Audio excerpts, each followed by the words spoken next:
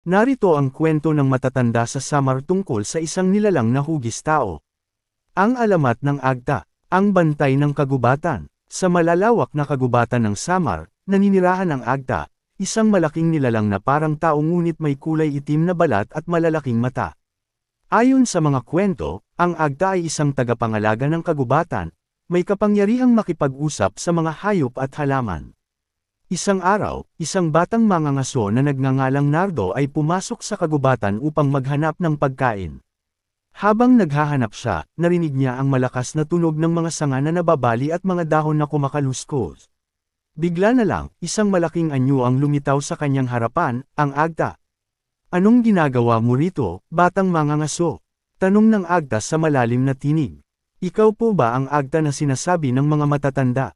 tanong ni Nardo, nanginginig sa takot. "Oo, ako nga," sagot ng Agta.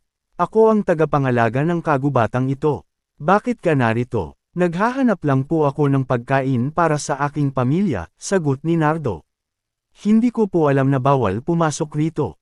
Nakita ng Agta ang takot at katapatan sa mga mata ni Nardo.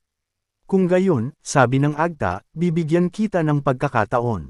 Sasamahan kita at ituturo ang mga lugar kung saan may maraming prutas at hayop.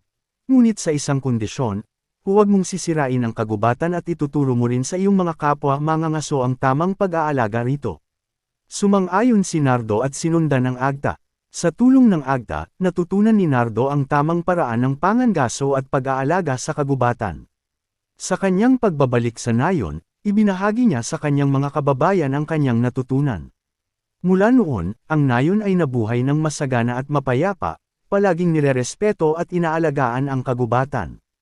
At tuwing gabi, maririnig nila ang malalim na tinig ng Agta, pinagmamasdan at pinangangalagaan ang kagubatan at ang mga tao.